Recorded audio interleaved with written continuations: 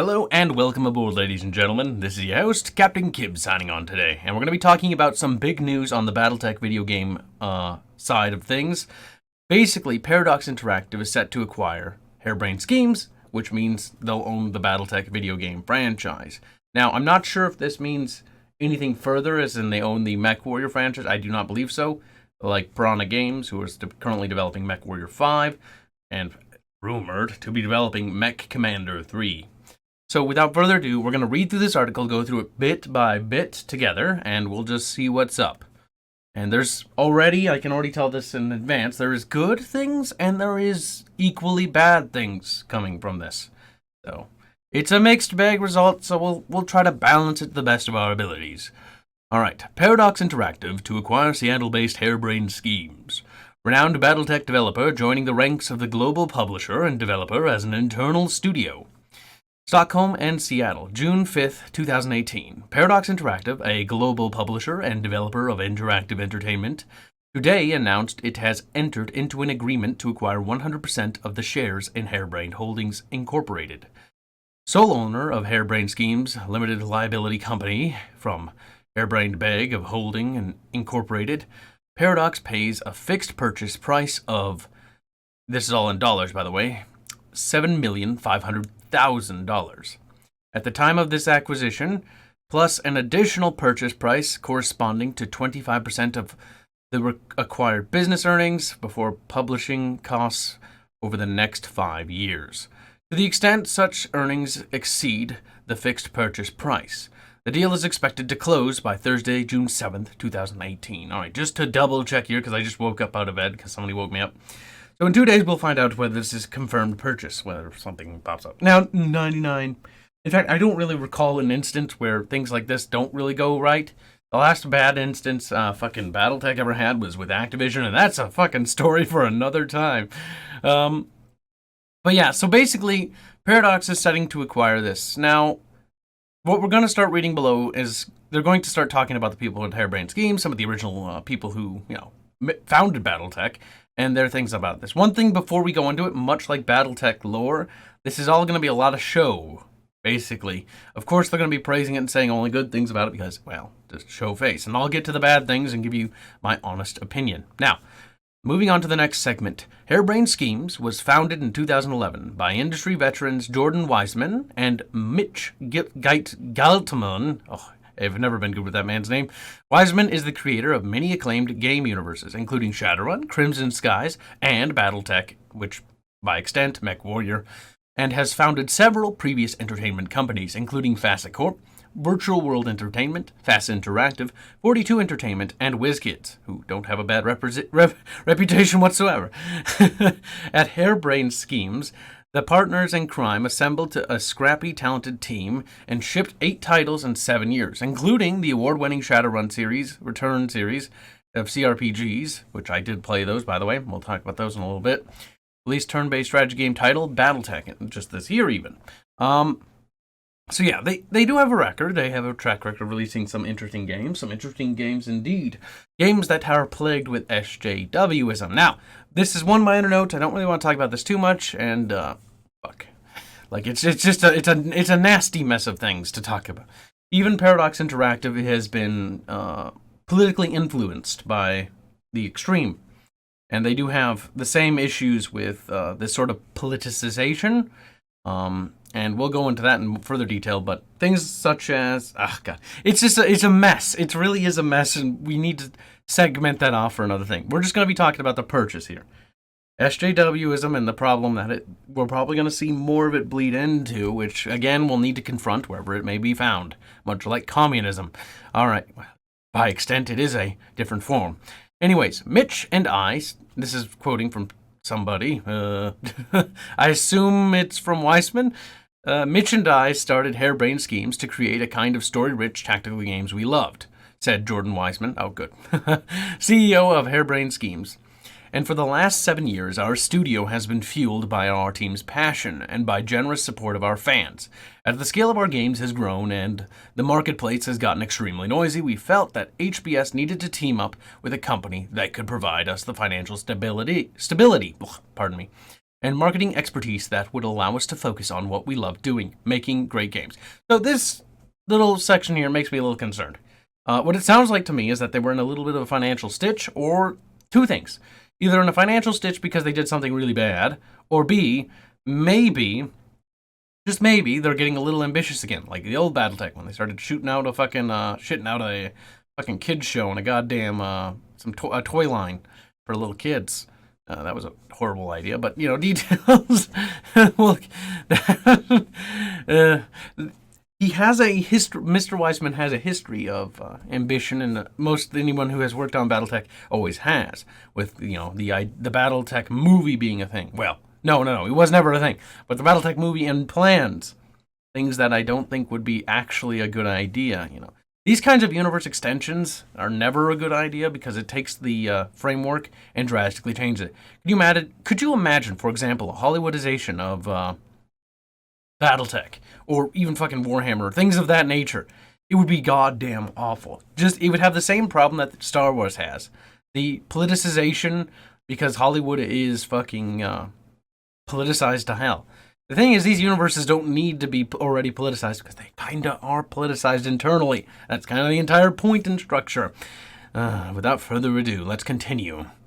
Harebrained Schemes will continue to operate with its own internal management and creative teams. Well, this would be expected unless they were getting like fucking EA fucked like Westwood did. Designing and developing the games that have earned them their outstanding reputation in their new role as a division of Paradox Interactive. The studio will gain access to business and distribution expertise, financial support, and an extended colleague, and I think it's colleague. I always get that word mixed up. Network of strategy enthusiasts. Now, that is an interesting thought, Kyle, but calm down, we'll get to that in a minute. Fans of Harebrained Schemes can continue to count on community involvement and visibility that the studio has always provided. Alright, what? They provided visibility? Harebrained Schemes, you fucking lying little weasels. For more information about Harebrained Schemes, please visit them. Okay. Blah, blah, blah, we already know about them. For further details, okay, yes, whatever. Alright, so. Harebrained Schemes is not at all clear. Harebrained Schemes is notoriously bad at being vague as hell. For example, their Kickstarter. I never backed the Kickstarter, mostly because I'm poor at the time and sad, but I had friends who did it, and they told me that for the longest time they didn't know they fucking put in they as an option. They didn't kickstart that. So don't start me with that bullshit of they're very clear and open on everything. No, they snuck that in there because they knew nobody wanted it. And instead of, I know it's just an option, and again, it is an option. In fact, I've said that point thousands of times before. The thing is, these kinds of little subtle politicizations are bad because it always, always, always gets worse. And there's never been an instance where it hasn't.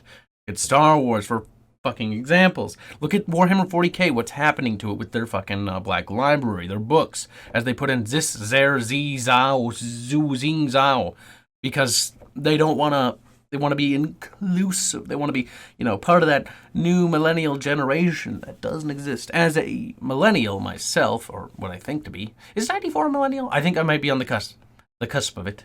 I'd like to think I'm not, but I probably am. Either way, doesn't matter. These whole fucking generation bracket things. They kind of do. But, yeah, so BattleTech is not about he, she's, and theys. BattleTech is about fucking killing people in giant fucking mechs. Quintessentially.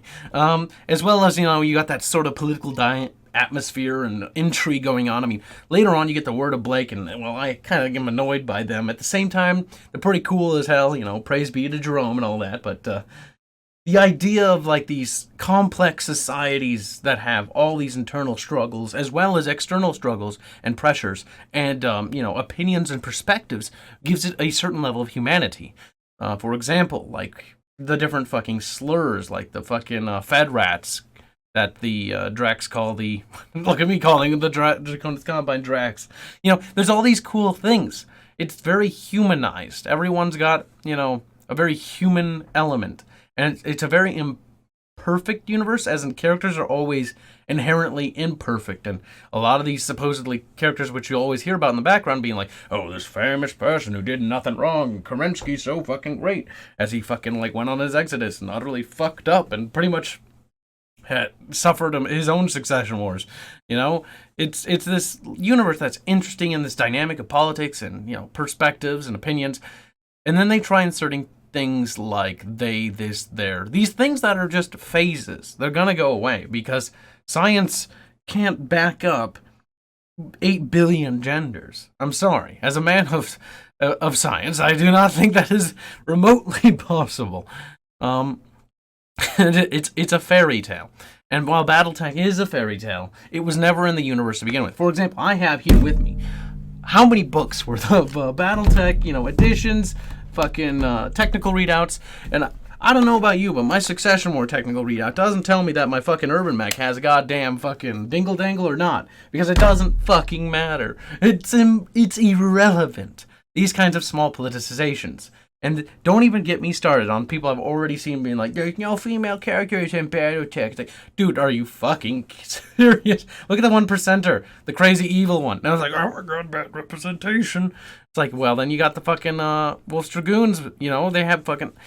These things continually pop up. What's hilarious is that they pop up, you know, into BattleTech, which is one of the most, like, sort of like Star Trek-y, where it's like, you know, groups of humanity united, except they sort of kind of share similar beliefs. I don't know, it's different depending on which faction. Like, if we talk about the Free Worlds League, we've got more of a conglomerate of fucked up little jihads going on.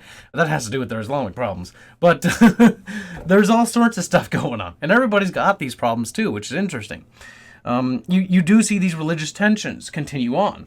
Certain areas. I mean, for fuck's sake, there's Castellet and Space, along with the fucking Muslims. So, I forget what they're called, martyrdoms or something like that. The faction... Murakads? I forget. It's a point in history. It's very referencey, by the way, to the point when Spanish were sort of like, you know, trying to fight against the Islamic invasion of Iberia, which was it's a fascinating story. But it's basically they have a similar instance further out in the deep periphery, where there's this very Catholic faction and this very Islamic faction, and their religious ties help bolster that sort of conflict. It's sort of a message of, like, nothing really changes, and it's kind of interesting to see that. For example, you've got things like the Marians, who are basically Romans in the fucking, near the Canopus fucking Magistry, and they're fucking cool as hell. They're a little bit warring, as one would expect, but, you know, details. There's all these cool things, and it is interesting to see these clashes of cultural and, you know, racial, as well as sex. Sex is a thing, gender. I mean, of course, people fucking have babies because obviously the first Succession War would have fucking made the galaxy depopulated anyways. But the thing is, look at the Draconis Combine. The Draconis Combine does not equally value women. Fun fact. They are based off Japanese culture. Fun fact, Japanese culture did not value women as equals for the longest time. And so women in the Draconis Combine cannot hold the same position as men. They cannot become the first coordinator or whatever, which is basically their head honcho. They can't, you know, have certain military positions and things like that. They can join certain things, but they're always viewed in less. And that's why it was an interesting story when, I think if I remember right, the Drax worked with the Wolf Dragoons and they saw the women fielded alongside them, and they were like, some of them gained a certain level of respect for them. Now, again, these women were in fucking battle mechs, so, you know, take that with a grain of salt. It's kind of easy to get away with a lot of things when you're in a giant fucking colossal 100-ton war machine of death and destruction.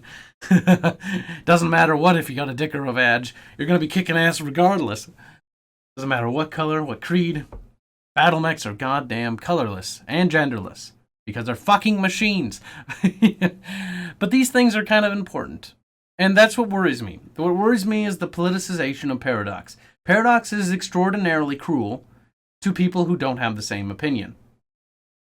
And that's not even an argument. That's just a fact. People get blacklisted by Paradox all the time. It's sort of similar like Creative Assembly. These companies silence their critics, and it's very simple to do that. Now, the one thing, granted, Paradox doesn't have the benefit that Creative Assembly does. Creative Assembly is another company that made the Total War franchise, which is fucking one of my childhood favorites, actually. is a grand strategy, sort of set like in real-time combat, and it's got this cool mesh going on there. But they've become kind of their own version of politicized. Not really SJWified yet, for all intents and purposes. I mean, it's hard to retcon history, but then I say that, and now I think about it, it's like, no, it really isn't. Revisionist history is actually a problem we face today.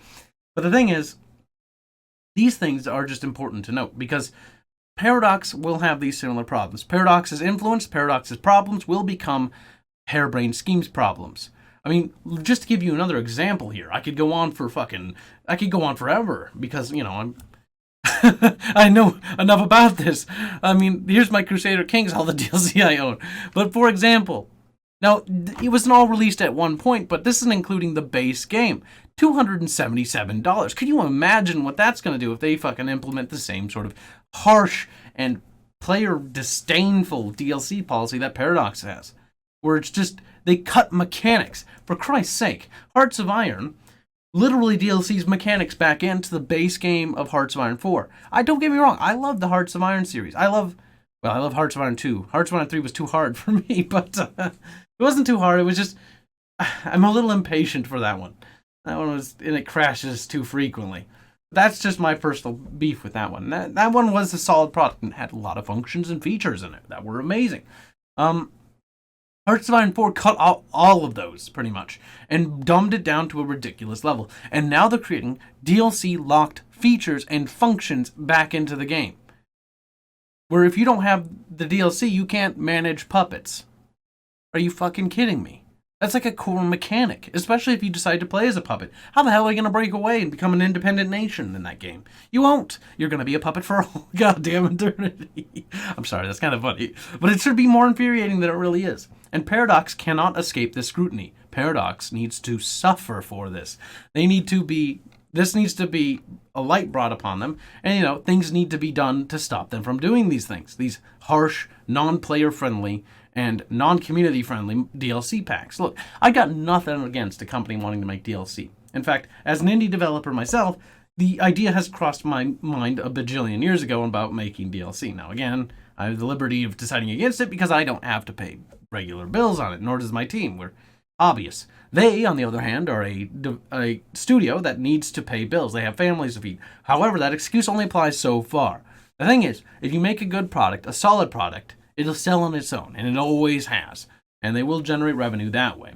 But some of the DLC they've launched isn't only just cosmetic or doesn't add just basic functions. Like, for example, not only DLCing useless focus trees that modders have already made into the game, and stealing modders' fucking innovations, which, again, actually that's a mixed bag. Because modders, can bring a lot of light. Now, one thing important to note that is a good function, because we're going to talk about the good, the bad, and the ugly.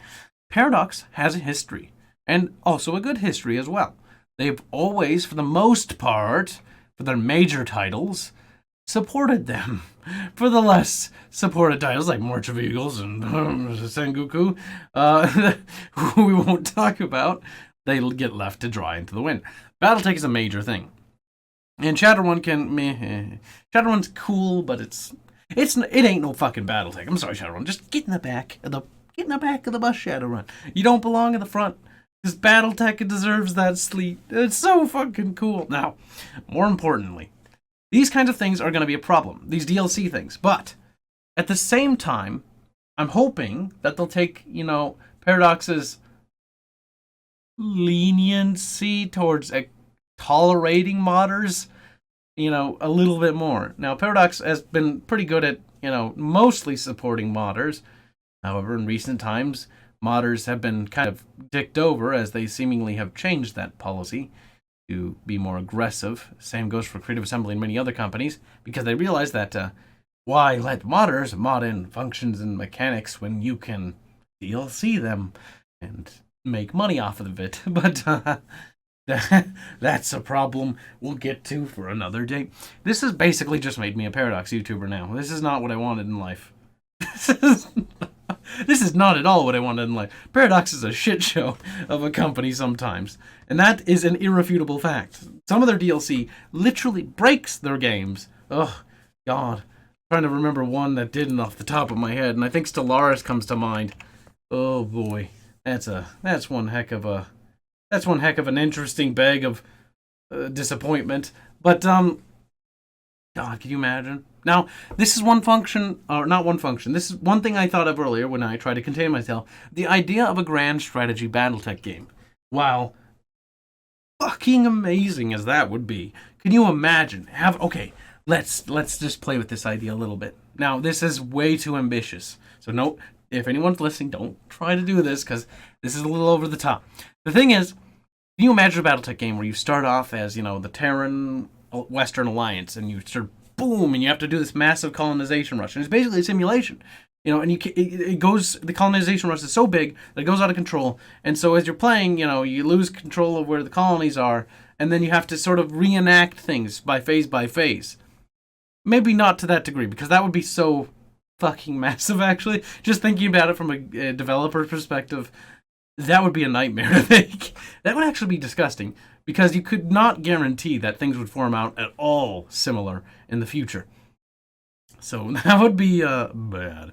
But could you just imagine, though, what would be a good starting point now? I'm trying to think.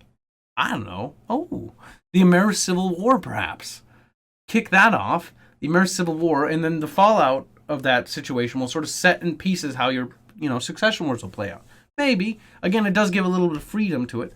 And then that way the succession wars can play out, and you can play through the succession wars. And the goal is, as if you play an inner sphere state, is to build up your power base as much as possible, because spoiler alert, the clans are going to come. Kerensky's forces will return, but they're going to come a little bit angry. Or if he plays a periphery state, you have to fucking try to survive, try not to get fucking absorbed. And you can play as maybe a deep periphery state. Now, what interests me is how would you fucking make that?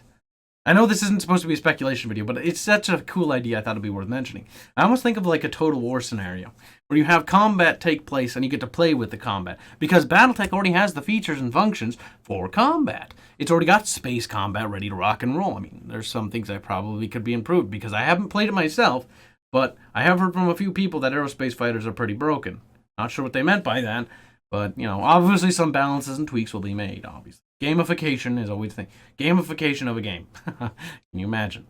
But, and almost doing a Total War sense. Could you imagine? Okay, so take the combat of war game, where you can call in forces and divisions and regiments and stuff like that, and put it into BattleTech. That would be the combat system, the real-time combat function, something based off that. And then coupled with the huge galactic map you have, oh my god. That's just so fucking cool. That would fucking sell like hotcakes. The question is, would it be enough to pay for all the fucking development? Oh, alright, so enough speculation about that. Because we could go on for fucking ever. Or I could go on forever. And that's the kind of stuff I say for streams. Not for this.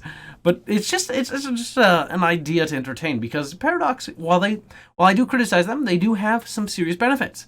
They have a very experienced grand strategy team. That is irrefutably a fact.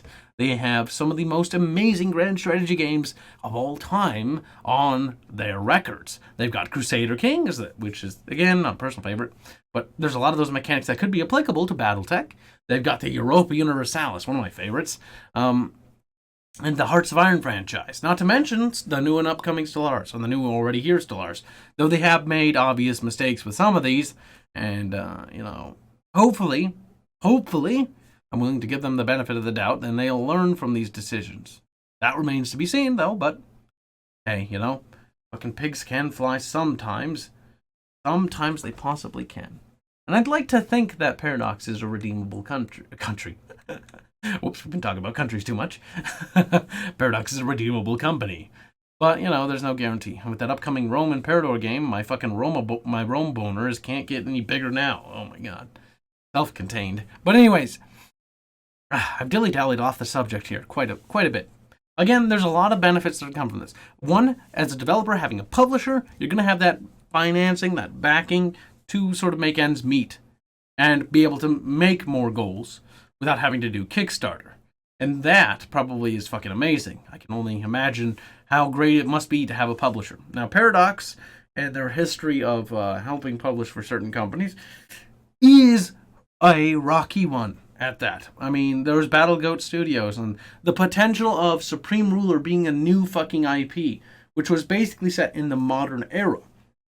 Supreme Ruler is very very grand strategist, but very indie. And it was a franchise that I wanted to see get that money because I felt like the idea had something behind it. I felt like it had some weight behind it. You could, do diplomacy, agriculture, technology. It was all about, it started in 2020, and the idea was to push forward, ever forward.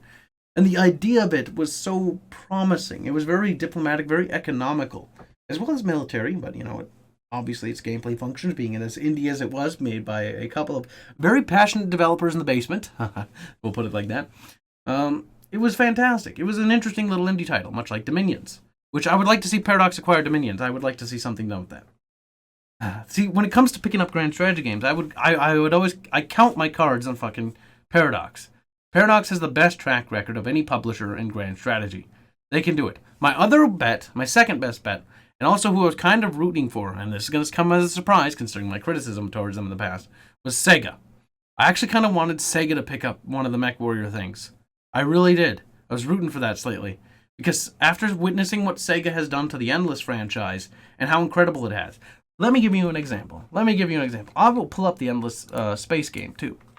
Now, I haven't played it in a while, so I'm hoping it didn't get shitty or anything while it was gone to ruin my example. But last time I played it, I'm just waiting for them to add more content because, every fucking Endless game always gets more expand. Oh, more free stuff. Look at this. Look at this DLC policy. All these free content updates, and they do add a lot more stuff to the game, as well as neat little stories and things like that, bringing a lot more atmosphere. Sega DLC policy for this game, or no, maybe it's the company that decides it, which makes Creative Assembly look like they're hiding for something. Weird. But this game has really, really, really fucking shined. Endless Space is fucking fantastic. And the Endless series is a great grand strategy game. The reason why I'm constantly referencing grand strategy games is because I know Paradox wants to turn BattleTech into a grand strategy. And the BattleTech universe is ripe for the plunder. Especially when we get into the later segments of the lore, like the Blake's Jihad. Things get fucking goddamn right fucking autistic right then. Oh my goodness. And not to mention the Dark Ages. Wow. Not my favorite section of the lore. There was enough chaotic stuff going on around that point to do stuff, but I would not be against the developers retconning a few things here and there. As well as explaining a little bit better. Now, I do have some of the books that... But again, this is all lore stuff I need to catch up on. Dark Ages, I remember bad stuff coming out of that, and I remember it not being explained. Though they did make books to explain it, but the question is it just sort of like a quickly, let's quickly slap this together and explain it? Because if I remember right, everyone's got these little armies, and then they're really, and it's all trying to explain click hero games. Like, this is a BattleTech tabletop warfare game, not a fucking clicks game. But anyways, detail. That's a rant for another time altogether. But again, I have things I'm looking forward to this and things that I'm not. It's gonna be a mixed bag, and I have no doubt about that.